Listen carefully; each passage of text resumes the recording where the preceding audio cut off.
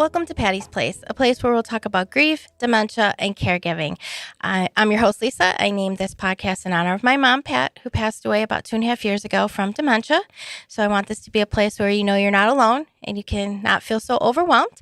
So grab your cup of tea, your cup of coffee, or if you're having that really bad day, a glass of wine, and come join us today. I'm very excited about our guest today. Joining us today is Nicolette Vasquez. She's the team leader of grief support at Lightways Hospice and Serious Illness Care in Joliet, Illinois. So welcome, Nicolette. Thank you. I'm so excited to be here and honored. Thank you so much for inviting me. Yes. So I really wanted to talk about this. So can you tell us, what is grief counseling? Oh, such a great question. We're jumping right into it. I love it. Yeah. Grief counseling really gets to be this space where you get to take off the mask that we often have in other places of our life. You know, so much of grief is ingrained in us that we have to be strong. And when people ask how we're doing, we have those cliche sayings of, I'm okay, one day at a time, whatever it may be. But inside, we're really feeling fragile and vulnerable and afraid and these dark emotions. And so what grief counseling gets to be is that safe place for you to take off that mask and pull back those layers of how you're really feeling in your grief journey. It's a place where you can share your story, share your loved one's story in a place with someone that can hold it. Because I think that's part of the challenge in grief is that we don't want to be a burden to others. We are fearful that they may not be able to actually sit with the emotions we're feeling. And so we get to be that place for you. And hopefully in the process, help you learn about your grief and normalize it so you don't feel like there's something wrong with you, and start to find new purposes in your life and really start to make sense of the loss. And that's kind of the very surface level of it, but then it's really kind of moving at your pace to figure out what your unique needs are, because two people coming to grief counseling might have two completely different needs that they have. And so we get to really figure out what your grief journey is and what we can do to help you on that specific journey. And I think that's really true, that you hold space, because it is hard when it's your friend or your loved one or a family member, because I think they want to fix it. And yes. And a lot of times you don't want to be fixed, so to speak. You just want someone to listen, to help guide you through your journey. Yeah, grief isn't something you can fix, right? The only way that you can fix it is your person coming back to life. And so I think people have really good intentions when they're wanting to fix it. And sometimes it's because it's hard for them to see us in that pain because they care about us. Right. And so they don't want us to be in that pain. But really the most honorable thing you can do for someone grieving is to let them sit in it and not try to pull them out of it, but just honor that space and let them feel it. But it's uncomfortable for people, I think. It is uncomfortable. So how did you decide to become a grief counselor? Like, what drew you to this type of work? Yeah, I wasn't that little girl in school that was like, one day I'm going to grow up and be a grief counselor. There might be people out there, but that wasn't me. I was actually, and it's interesting because I think a lot of people who come to hospice have a story that brings them to hospice. Like there's something that kind of pulls them into this world. And that's so true for me. I was working at a different agency providing counseling. I was starting to, I'll be honest, feel very burnt out of like holding on to this space, questioning, like, is this really what I want to be doing? And do I feel like I'm making a difference in what I'm doing? All the while, my grandfather, who I call Papu, I'm Greek, so we call our grandparents Papu. So my Papu was battling cancer and continuously kind of declining. So I'm managing my personal life stressors on top of my career stressors, and I was just really struggling. My Papu wound up signing on to hospice services as a contract bed. And so I remember sitting in the hospital and these hospice teams started coming in, they're the members. And I actually thought hospice was the Grim Reaper. I don't know if maybe I'm alone in that, but that's what I originally thought hospice was, right? Like they're like death coming in. Right. And I was like, oh gosh, here we go, another person. But it was so beautiful because actually they brought this sense of peace and that I hadn't been feeling for a while. They didn't come in and try and fix it like we're saying. They just wanted to know how I was doing in this moment. And they encouraged me to slow down and feel what I'm feeling and not have to be the caregiver for my papu, but be the granddaughter for my papu and what that was like. And I remember them leaving and just having this feeling of like, wow, there's something really special here. This is not what I thought this was. And them just sitting with me gave me that space to kind of take a breath. And I just thought, how do I do that? Like, how do I get involved in this? And 2 weeks after my papu had died, a posting came up for Lightways as the grief counselor. And I remember just kind of looking up and being like, got it. Thank you, papu. Like, this was you trying to guide me into this field. And I haven't looked back. Like, I definitely have found my home here at Lightways. I love it. It's hard work. I'm not here to say that it's rainbow and lollipops, right? We're sitting with people in really vulnerable moments, but I really look at it as an honor that they're allowing me to be in that vulnerable space with them. Feeds my soul, you know?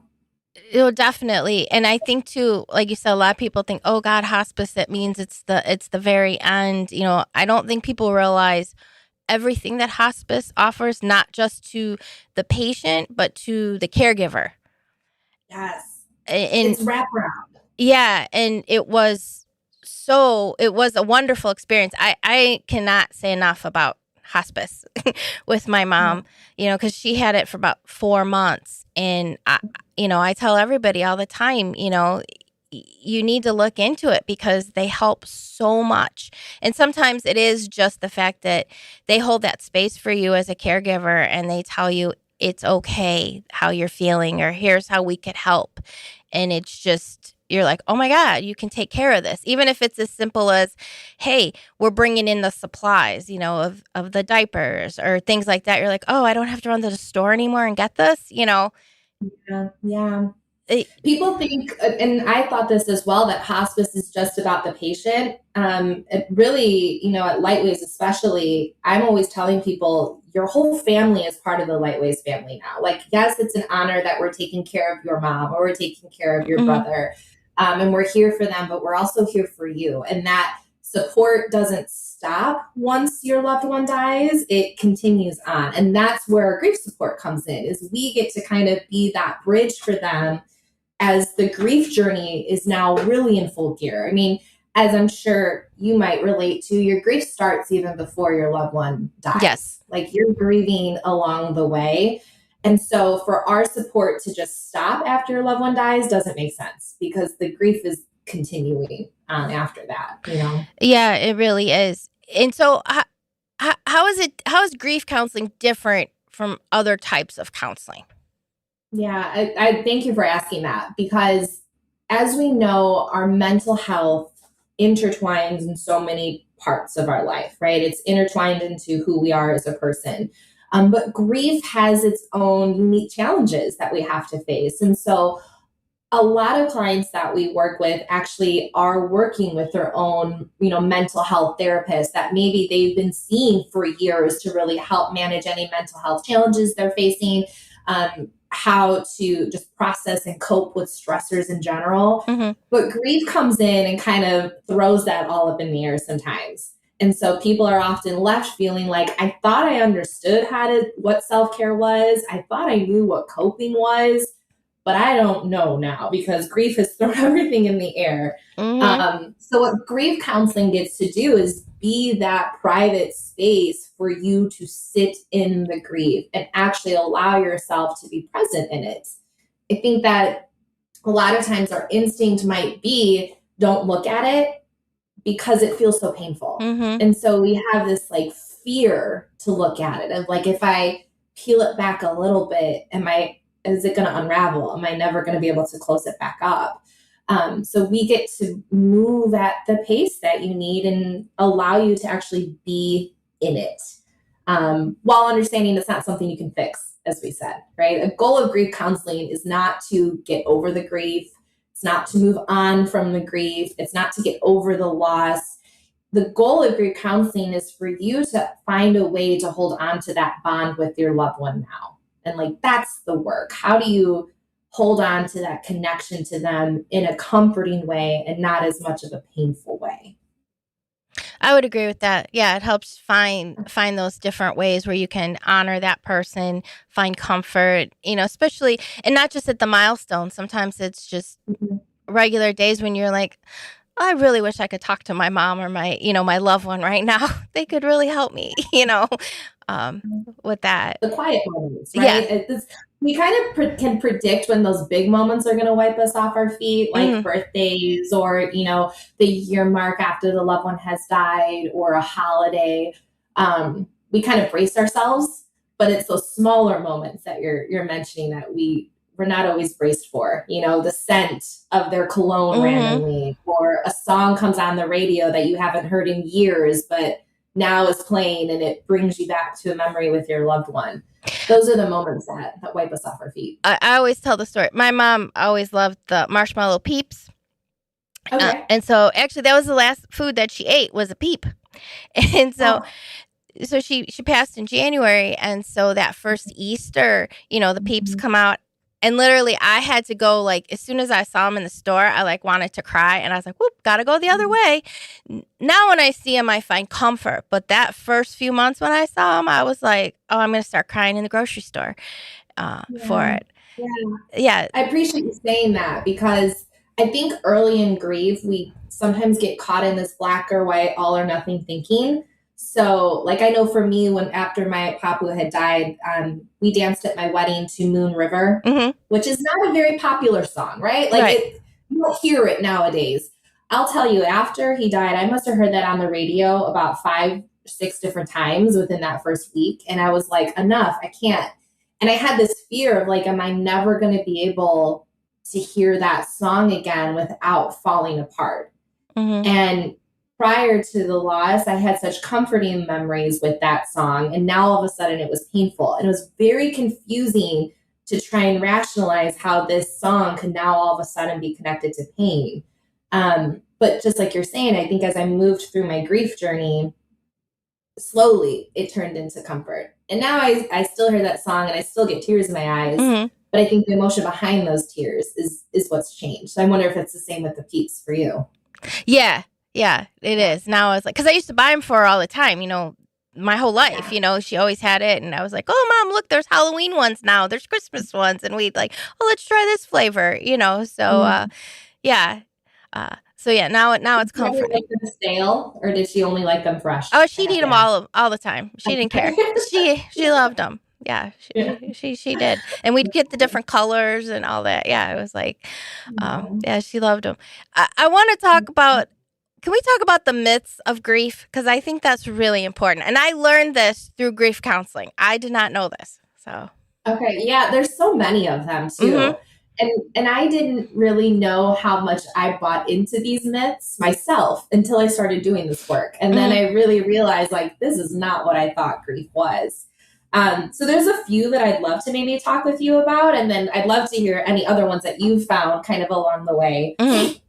One that really sticks out to me is this idea that grief is linear and has to follow like a set step guideline. And people will often come to counseling asking for just that. Like, tell me what to do. Tell me the steps I need to do to get over this grief. And that's where they'll often mention Kubler-Ross, which I'm sure everyone has heard of Kubler-Ross's 5 stages of grief, right? Denial, anger, bargaining, depression, and at the end is acceptance. I've yet to meet a single griever who has followed that in a linear pattern and never bounced back to an emotion.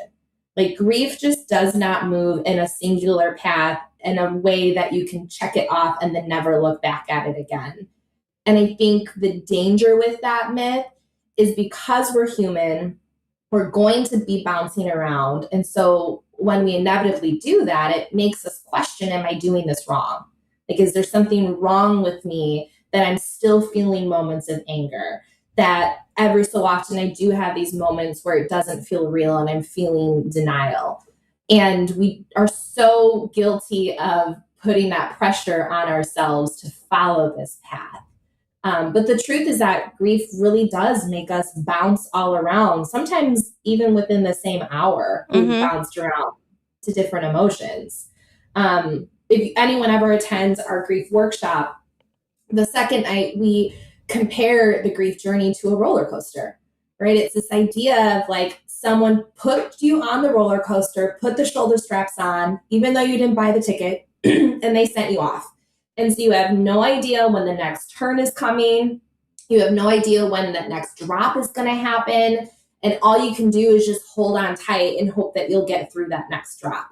And I think that's true with grief. But the more that we can dispel that myth that it needs to be linear, I think people will have more compassion to recognize I get to do this in the way that I need to, and that there isn't a timeline I have to follow. That can be hard for people, though, I think, because they want to know what to do. But I think it also gives us that freedom, you know? Yeah. And now I find myself, I learned this at one of the grief workshops about, Elizabeth Kubler-Ross wrote those about the people who are terminally ill. Those are the stages they go through. So now, like, I even find myself, if I'm watching TV or a movie and they go, oh, the stages of grief, I'm like, no, that's not right. I say that to myself. I'm like, no. But it made perfect sense that when you said that at the grief workshop, I was like, oh, yeah, that is what she wrote about. She wrote about the terminal illness, and somehow it got into this is how grief works, and it doesn't. I do think Kubler-Ross did a phenomenal job at identifying emotions that are part of it, though, because I do think those are very much integrated into the grief journey. I just think we need to maybe adjust our view of it as recognizing it doesn't have to be step A, then step B, then step C. It can go whichever way it needs to. Yeah, and like you said, sometimes you feel it all of them within 5 minutes of each other, depending on what's going on, and that's okay to accept that, that's how I feel today about it, and that it affects everything, your physical body, not just your mental. We tend to separate that with that. That's exactly what I was just going to mention too. Of another myth is that the myth sometimes is it only affects the way we feel. And in that the only feeling we have in grief is sadness. And so, yes, sadness is a big part of the grief journey and feeling that pain, but it is not the only emotion that we feel in pain or feel in grief, excuse me. There are so many different emotions that we experience. And what's interesting is sometimes very early in our grief, because we're feeling so much pain, all we're doing is craving for a moment where it doesn't feel this painful, where it doesn't feel like it's going to encompass us. And then as we're moving through our grief journey, we do have a moment where it doesn't feel as overwhelming, or dare I say, we have a moment of joy. Yeah. And then we're met with guilt, right? This like feeling of, I'm not allowed to feel guilt or feel happiness. Joy does not belong in this grief journey. Are people going to think that I've gotten over my loss? Is my loved one going to think I no longer miss them? And so the reality, though, is that joy is absolutely a part of grief.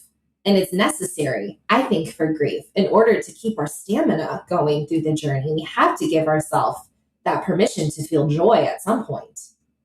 Oh, yeah. Yeah, you do. And sometimes it's, you think about a story about your loved one and you start laughing, because you're like, oh my God, yeah, they did do that. Or, oh yeah, they did say that, and to find comfort in that. But yeah, you do. You have that conflicting feeling of, oh, I shouldn't be happy right now in this moment, but it's okay to feel that way. Yeah. It's also okay if right now it's hard for you to connect to joy too. Like that's really a phrase that I keep in mind, even through my own grief journey, is this idea of right now. If right now it's hard to connect to joy, that's okay. That's just where you're at in your grief journey right now. And if right now you are able to chuckle because you remember a silly thing that your loved one did, that's okay too. That you don't have to fit into one of these two boxes.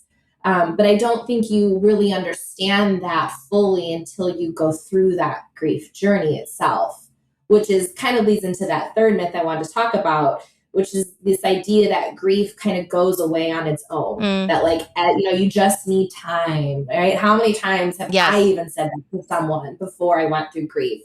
That now I look back and I think, how has no one smacked me? The amount of times I've said that to someone. Yeah. Because grief doesn't just heal on its own. It doesn't just go away. Well, what I do think happens with time, though, is that it gives us those opportunities to learn what's helpful in our journey and learn what's not helpful. And we're constantly just evolving what our coping skills are and what our coping toolbox needs to have in it. And that's what time, I think, gives you that opportunity to do that. I would agree with that. Yeah, it gives you that. You figure out what will work for you or what's okay for this or that. Or like I learned through my grief counseling that like it was okay if I just needed to zone out that day and I was just playing games on my iPad, or I was finding comfort watching Netflix, or and then I found some movies. I found myself finding movies or shows that kind of had grief in there in the story, not even intentionally, but then I found comfort in those. That's where I found it, and that was okay if that's what I did that night. I didn't have to always be doing something. And give yourself permission for it. Yeah, permission to pause, permission to acknowledge sometimes not doing something is doing something. Like the absence of doing something can actually be feeding your grief needs in that moment, and that's acceptable and encouraged. Actually, I think sometimes our instinct is to keep going 24 hours a day, like just to stay busy, because the busier I am, the less opportunity grief has to knock on the door. But the truth is, at some point, you have to put your head on that pillow, and grief is going to find a way. Grief demands to be felt. Grief demands to be experienced. So the more we can lean into it and honor it, the more we're honoring our loved one and honoring the bond that we have with that loved one. Yeah, that's definitely true. And that sometimes it's a hard lesson to learn that it's okay to pause.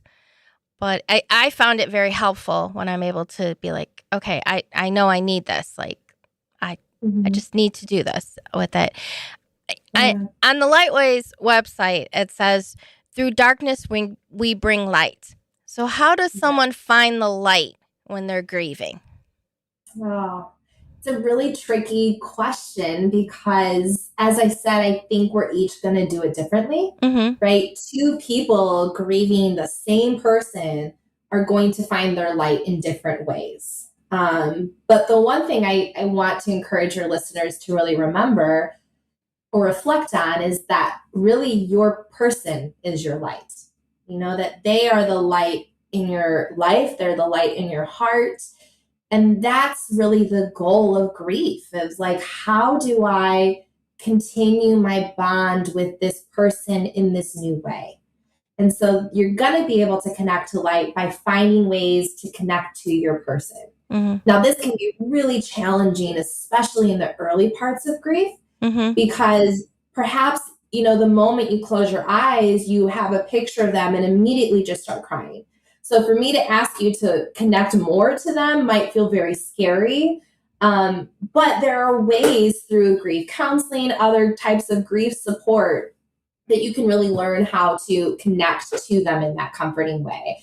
And it could be talking to them, looking at pictures of them, maybe eating their favorite meal, sitting in the chair that they always sat in, wearing a shirt of theirs. Lightways makes memory bears, where we can take your loved one's articles of clothing and turn it into a bear. So you have something physical to like hold onto and hug in that way. Talking about your loved one to other people. Those are ways that you can continue to hold on to that light and find that connection. And then on that note too, I think an important part is connecting to other grievers. Through COVID, we saw so many challenges in our world. And when it came to grief, one thing that we really saw is people were experiencing delayed grief because they were, one, being robbed of the opportunity to sometimes even say goodbye to their loved one in their final moments.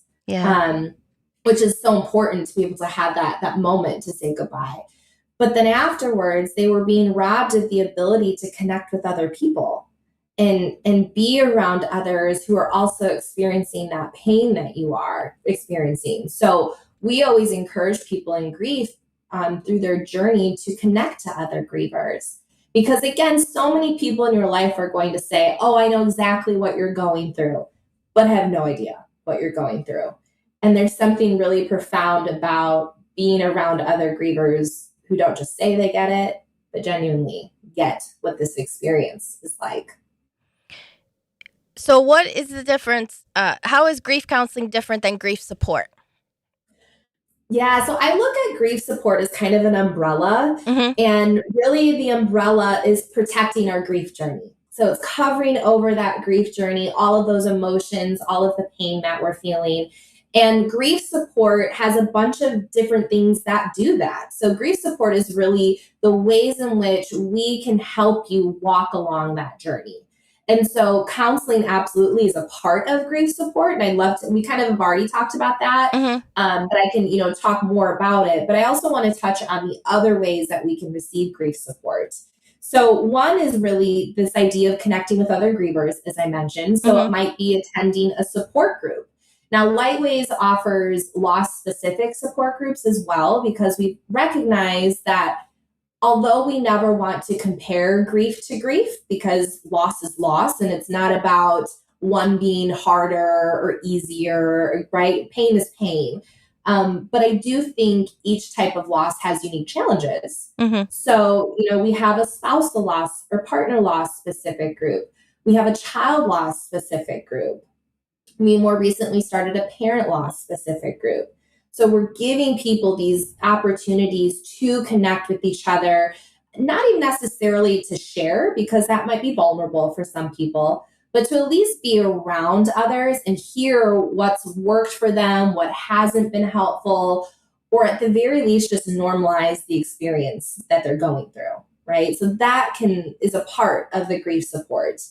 Also, I think grief support includes education, like learning about grief. And that's what our grief workshop is for, is that it helps people really understand what grief looks like to, again, hopefully normalize what they're going through so they understand there's not something wrong with me. I'm grieving. And, so that's why it's hard to sleep at night. Or, that's why I feel like I have less patience with people. That's why I don't feel like myself right now. That's what grief education can do. Grief support, I think, also includes helping you understand how to connect to your loved one. So for some people, looking at pictures might feel too vulnerable, but maybe what I can do is eat the food that I know they always like to eat. And that's how I'm going to find comfort in connecting to my loved one. And then finally, grief support, I think, really includes helping you understand what your actual needs are. Like sometimes that in itself is difficult to determine what I actually need. So part of my role when people call in is they'll share their story with me. And then I have that conversation of, what do you think would be helpful for you, right? Do you think you might need more of that one-on-one space to really peel back those layers of your grief? Or do you think it would be more helpful to be around others who've also experienced parent loss so you don't feel so isolated in this journey? And is that what your needs are right now? But all of those, I think, are encompassed under that grief support umbrella. And, I never thought that I would be like somebody that liked support groups, but I have been a part of the parent support group and I love it. I look forward to it every month. And it is, it isn't about comparing the grief, but it's just something about that somebody who's lost a parent understands, and it's so like how the different stories are similar. Like, oh yeah, I'm going through this, or yeah, I have to go through probate here. Or, oh yeah, this happened. I have to clean out, and it's hard cleaning out the house, or those types of things. And you just find comfort in knowing that you're not alone with it. And you don't have to talk if you don't want to. Exactly. That's what I was just going to say. So I'm one of the facilitators for our child loss group. And at the end of every group, I always have my little spiel that I say, which isn't a spiel. I genuinely mean it. But I say, thank you to those of you who have shared, because it's a vulnerable experience to share your grief journey and to be vulnerable and present in it. And also thank you to those who have listened. Like, thank you to those who have been present to others sharing their story. because there is an important part of grief in feeling heard and feeling seen. And so that makes just as much of an impact being present as an observer and kind of taking things in to help normalize your experience. You don't have to be someone that talks the whole time to get something out of the support group. And I also love, I've attended a lot of Lightways events. I love all your events that you have. I do. I find comfort in them, and you get to meet other people, but I also learn a lot for it. And a common theme in many of the events is sharing your loved one's story. So how do somebody on their own, can they keep sharing their loved one's story? There's so many ways. And sometimes, it can feel vulnerable to share it out loud. Like that in itself feels very scary. So there's also private ways that you can share your story. I always encourage people to write down and journal what their loved one's story is. And what's interesting is if you have yourself kind of write down your loved one's journey, set it someplace, and then maybe go back to it a few months later, you always have new insight that you're constantly taking out of your journey. And so it would be interesting to see how those journal entries would change. But if you are feeling more open to sharing it out loud, there's lots of ways that you can do that. One is to talk to people who knew your loved one and share stories about your loved one and keep saying their name. I think that's such an important part of grief, is that we continue saying our loved one's name. And actually at groups, the support group that I run, I make sure to mention each of those children's names, every single group, because I think it's important to continue saying their name out loud. Also sharing stories with people who didn't know your loved one. I mean, like prime example, me learning that your mom loved those Peeps. Like that's a little piece that you get to share with someone and a way to kind of keep her moving in the world today. People will share their stories in grief counseling. So again, if it feels vulnerable, maybe meeting with a counselor one-on-one where you can really go into the depths of your loved one's journey. But really any creative outlook can help you with that. So we've had people write songs, write poems, create a piece of artwork in their loved one's honor, create a post on Facebook and share a collage. We've worked with people who have kept their loved ones' Facebook active even after they've died as a way to continue connecting to them. And I was working with someone before who had said every so often they would go to their loved one's page and someone would post something on there, just like, oh, I was thinking about you today. This really funny thing happened. And it helped me learn about my loved one from someone that I didn't know. So there are so many different ways that you can share your story. But the important thing is that you get to decide how you want to share your story. And that's, I think, a really important aspect for Lightways, is that we never want someone to feel pressure to share if they're not ready to. So we're constantly moving at your pace to figure out what would be helpful for you. And when you mentioned that, sharing your story with somebody who didn't know your loved one, and I have, and when people have made not comments, but like, they're like, oh, the chaplain at Lightways actually did my mom's service. And so he met with me and my dad and, to learn about her and stuff. And he was like, oh, she was a trendsetter. And I was like, oh, I guess she was. Like, people and I was like, oh yeah, I never thought about it. Yeah, I guess she did do this, or, with that. And I thought, oh, she'd probably get a kick out of that, So what would you say to someone who's a little apprehensive about maybe sharing their grief or coming to grief counseling or even an event?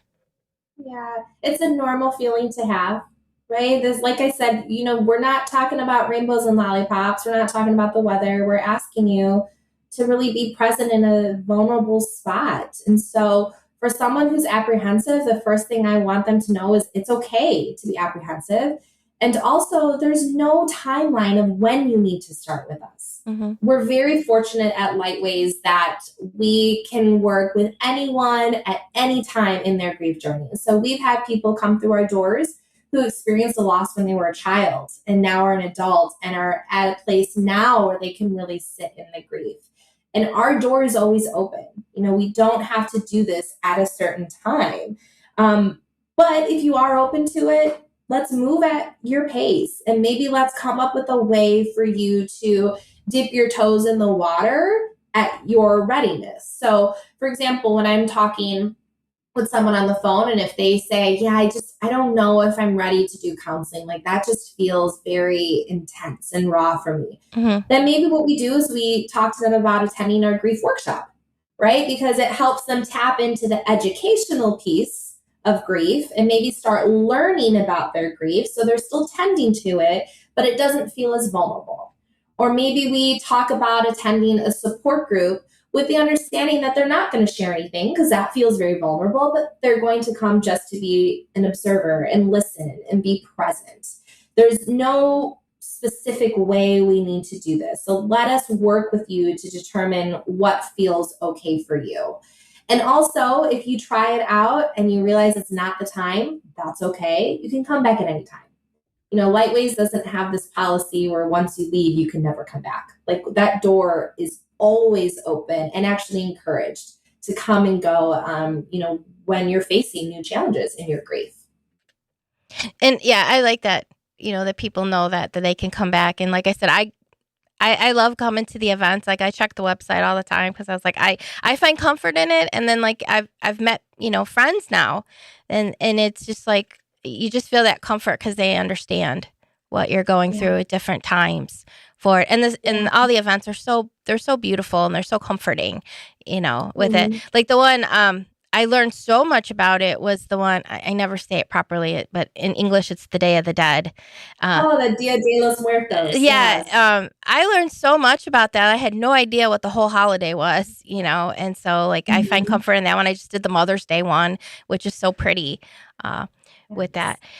So Lightways. It's beautiful on our end too. I'm sorry to interrupt you. No, okay. It's beautiful on our end too, when we see people coming to multiple events, because it's almost like we get to see you as you're evolving in your grief journey too. And so, I feel like we build these relationships with you as well in terms of being that support person for you. So we're always grateful when we see people come back. Yeah, I could see that. Yeah. We feel like we get to know you too for it. Yeah. So, Lightways is in the Joliet area, obviously. So how can someone find grief counseling or grief support resources in their area? What would be the easiest way for them? So in terms of Lightways, for specific reasons, now we are able to help anyone in the state of Illinois. Okay. So anyone who lives in Illinois, like I said, your loved one did not need to be on our hospice services. So even community members, if they've experienced the death of someone, we're here to be on that journey with you. We specifically offer telehealth options. Okay. So we can meet with someone on Zoom or on telephone and kind of break down some of those barriers that might prevent them from getting to us. But let's say you are out of Illinois, or let's say you are looking for something more in person and just don't live very close to us. I always encourage people to go to nphihealth.org. So that stands for the National Partnership for Healthcare and Hospice Innovation. I had to write it down because I was going to forget. But they have a database source where you can actually type in your zip code and find local hospices in your area. And that's always where I encourage people to start, is find a local hospice in your area. Because if anyone knows grief, it's hospice, right? Hospice agencies understand grief and they understand the needs. Not all hospices are able to provide grief support to community members, but they at least can be a starting point for you to kind of start reaching out to people. I love doing that for people though. So if someone is looking for resources, I'd love for them to reach out to me and I can be that person to kind of do some of that legwork for you, whether it's going online, researching places, calling places for you to try and take away some of those steps for you. I'm more than happy to do that for you as well. Well, thank you. We will make sure we put all this on the links to that on on the website as well for it, so people can contact us. Hopefully contact you too, but also they find that with it. And like I said, I can never speak highly enough of hospice. Everybody, from the time they came in, from the first nurse that admitted my mom to everybody was just so wonderful and so caring. It was just a wonderful experience during a very difficult time for that. So, it's an honor on our end. We always look at it as an honor. So, and that's what keeps us driving, And so thank you so much for joining us today. for that. Thank you. So, and like I said, we'll put Yes. all the links for that so people can find it if they're not in the Illinois area. So hopefully you have enjoyed this episode and you enjoyed your cup of tea, your cup of coffee, or if you're having that bad day, that glass of wine, or who knows what else, right? So, and join us for another edition of Patty's Place.